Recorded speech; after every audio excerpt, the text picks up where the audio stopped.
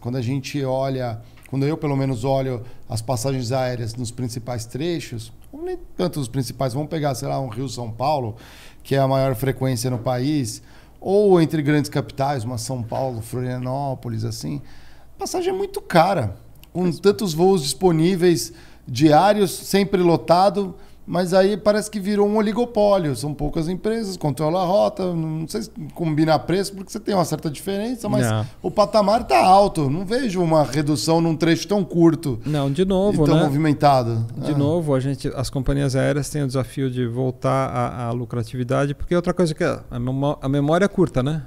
Quem é que bancou essas companhias que ficaram aí 2 anos praticamente voando a 5, 10% da capacidade? Elas acumularam dívidas pavorosas e ainda que elas estejam voando cheias hoje, elas têm um passivo agora de bilhões de dólares. A Gol está devendo 20 bilhões de dólares. Deu ruim já na Bolsa Americana. 20 bilhões. Não é bilhões de dólares. É um dinheiro muito sério. E o Brasil não apoiou, não facilitou para nenhuma companhia aérea. Ao contrário de vários países que criaram linhas de crédito, que aboliram por um período impostos, que enfim facilitaram o Brasil. Acho que ali o governo Bolsonaro na época podia ter feito uma coisa melhor? Não fez nada. O nosso ministro lá chegou e falou... Deu ruim. Ema. Mas aí não abre campo para as empresas que tiveram ajuda ou estão fôlego comprar as empresas nacionais se der problema? É um risco. Enfim, o papel do governo... A minha visão é a seguinte, o papel do governo brasileiro não é ajudar especialmente setor nenhum. Mas o setor da aviação tem uma importância estratégica. Como é que a gente pode imaginar a nossa vida sem avião? Você ia gostar, por exemplo, de ver as 3 empresárias brasileiras quebrando? Com certeza não. Você tem planos de ir para Miami ou para Salvador na semana que vem? Falar, puxa, tem que ir de ônibus? Ou de navio. Ou então esperar que uma norte-americana venha para cá voando sozinha para daí sim cobrar $5.000 uma passagem econômica? Então, assim, a aviação hoje ela é estruturante de uma economia saudável que se conecta com outras regiões do mundo. Então você tem que ter avião.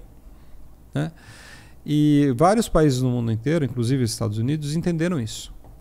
Mas a melhor maneira de trazer saúde financeira para as companhias é justamente revendo o que faz com que os custos delas sejam tão altos. E uma parte muito importante desses custos depende única e exclusivamente de decisões do Estado brasileiro. E eu quero ser bem enfático ao usar a palavra Estado e não governo, porque governo é transitório, Estado é uma instituição. Perdura, assim, não sou pró-Bolsonaro, nem pró-Lula, nem assim. Eu acho que o Estado brasileiro, de maneira geral, nunca entendeu a importância, nunca contribuiu e nunca fez a parte dele para fomentar uma vida econômica, financeira mais saudável para as grandes operadoras do Brasil. Não é coincidência que as companhias que a gente citou anteriormente, Varig, VASP, Cruzeiro, Transbrasil, todas quebraram. Você acha que todas foram mal geridas? Não, né? Então, assim, pode até ter tido alguns casos em que elas não fizeram a parte delas, mas aí as pessoas me perguntam, por que a Varig quebrou? A Varig quebrou porque a Varig estava aberta. Por que a VASP fechou? A VASP fechou porque a VASP esteve um dia aberta. Porque era tão tóxico o ambiente, que era a mesma coisa que você entrar num prédio em chamas e falar, por que você se queimou? Bom, eu estava num ambiente que ia acabar, como acabou, carbonizando as minhas chances de sobrevivência.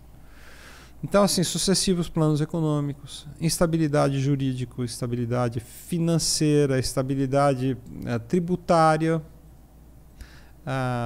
flutuação, né, das taxas de dólar, mudanças de lei no meio do jogo, inseguranças de uma série de...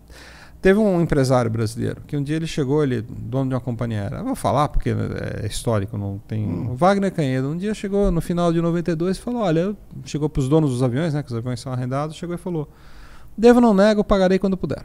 Não vou mais pagar o aluguel mensal dos aviões, o contrato de leasing. Não tenho dinheiro, não vou pagar.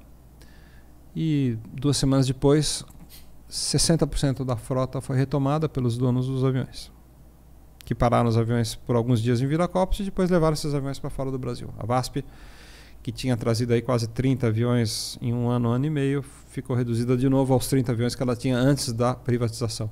O que aconteceu depois disso? O preço de aluguel de aviões para qualquer companhia aérea no Brasil explodiu. Por quê? Porque os donos dos aviões no mundo inteiro falaram não. Perdeu credibilidade. Né? Alugar avião para a companhia aérea brasileira é um risco imenso, vamos colocar um premium. Então, alugar aviões desde então no Brasil ficou sendo muito mais caro do que alugar em outros países.